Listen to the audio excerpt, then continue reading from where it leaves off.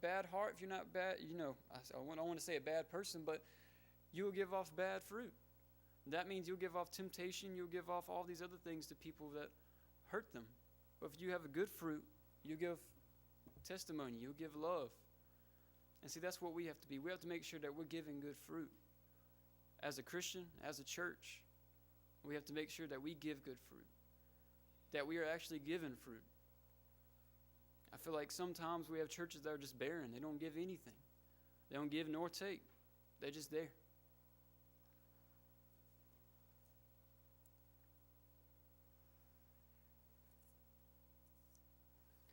Another thing that I feel that keeps us in our own comfort zone, I'd have to say, is fear.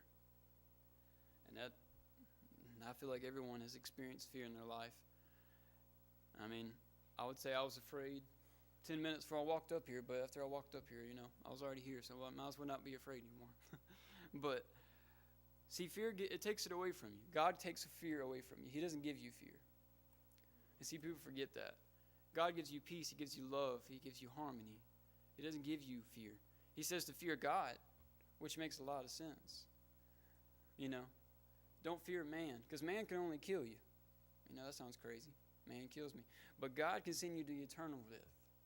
And see, that's where I'm truly feared of. You could either spend your day being afraid of one person that could talk about you or say something about you, but you truly have to fear the man who controls forever, eternity. And that's what he means. It's not a fear as in you're afraid to ask God do something for you. You're afraid to ask God forgive you. It's a fear as in you respect him. It's kind of like a fear of your own father. Of course, you fear that he's going to hurt you, because most of the time that's, But, but you fear that in respect. You fear that you're going to upset him in some kind of way. I don't think God takes his belt out on us, even though we probably need it, but thankfully he doesn't. And in Acts, I'm not going to read it to you, but Acts 16:25, it talks about how Paul and Silas were in jail, and they were pretty much destined to go be executed. And you find Paul and Silas in jail just singing hymns and praying. Just fine. They have no fear. No fear at all. And then you go to Daniel 3. That's where I'll read. Daniel 3:17 through 18.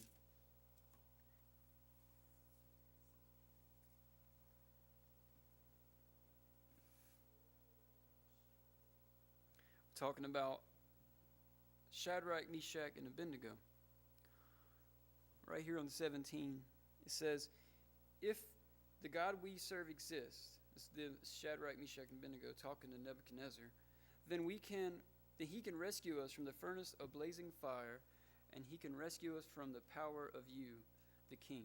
But even if he does not rescue us, we want you as king to know that we will not serve your gods or worship the gold statue you set up. And see, later it talks about how he saw 4 in the fire instead of 3. And they said the 4th one looked like the son of God. That's what he looked like. And see, that just tells you these men didn't fear one bit of Nebuchadnezzar, no man. And he was the most powerful, richest man. He had a golden statue built of himself. I mean, that shows you the wealth of a man that he had. And, it made me think about when we was at the pit, that big fiery thing I was throwing wood into. And every time I throw a piece of wood, it would get so hot, it would singe a little bit of my hair. And I could just smell it. And I had all these ash burns on my arm the next day. And I wasn't even in the fire.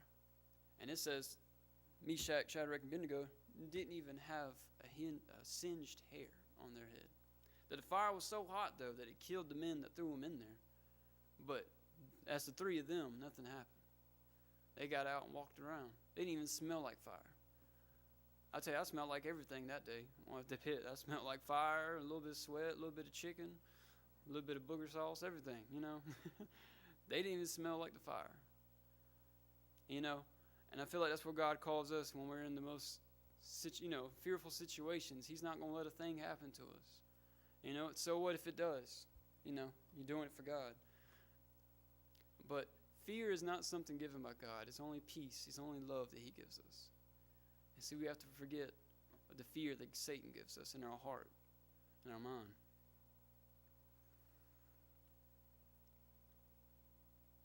Another thing I'd like to go talk about here would be Psalms 23. It's one of my favorite verses. It's talking about David. Well, this is what David said, excuse me. But he says, "The Lord is my shepherd, there is nothing I lack. He lets me lie down in green pastures. He leads me beside quiet waters. He renews my life. He leads me along the right paths for his name's sake. Even when I go to the darkest valley, I fear no danger, for you are with me. Your rod and your staff, they comfort me. You prepare a table before me in the presence of my enemies. You anoint my head with oil. My cup overflows.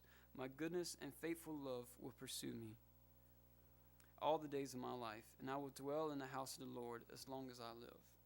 Now, he wrote this while running away from, Saul, he was running away from. And he was really close to death. He was from hunger and thirst. He was about to, just perish, really, running away from this man. And then what you would think Saul was being delivered to David, David thought he was anointed by God, so he didn't even touch him. But David wrote this. He said, "There's nothing for me to fear." Well, mine doesn't say it, but he says, "Even though I walk through the shadow of the valley of death, I shall fear no evil." That's a powerful thing.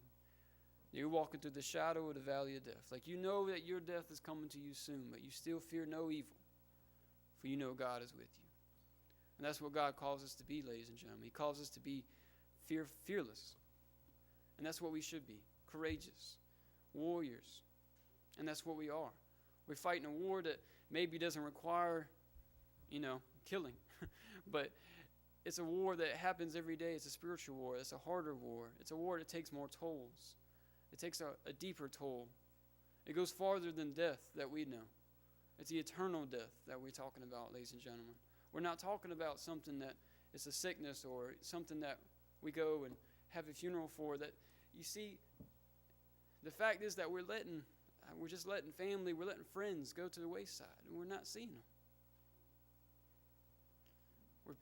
We're not being fearless. And God's called us to be fearless. He's called us to be soldiers of God, Christ. And he's called us to carry not all these burdens that we carry, but to worship him in all the ways that we can.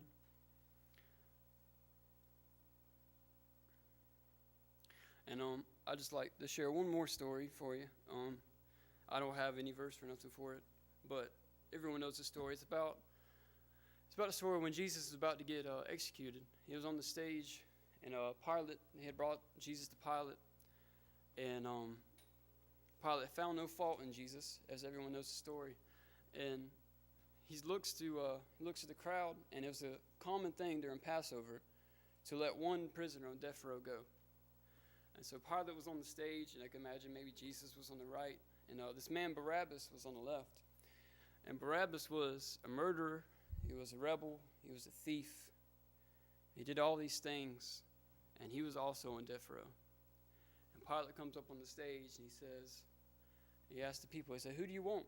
He said, "You want this man Jesus, the King of the Jews? Or do you want this man Barabbas, who just committed all these things I just said?" And the crowd screams. He said, "We want Barabbas. We want Barabbas."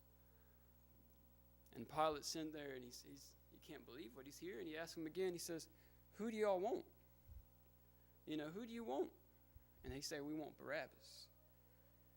And a lot of people cannot believe that they want Barabbas over Jesus, the man who's done nothing but heal, comfort, love. And I can imagine Barabbas is coming off that stage, thinking, these people love me. I'm Barabbas. I'm a great, great guy. There's no way they could kill me. I'll tell you today, it wasn't those people that freed Barabbas. It was God's love for each and every one of us that freed Barabbas. You see, me and you are Barabbas on that stage, ladies and gentlemen. God chose us over his only son. He took those chains off of us, those chains of sin, of doubt, of worry, of fear. He took them.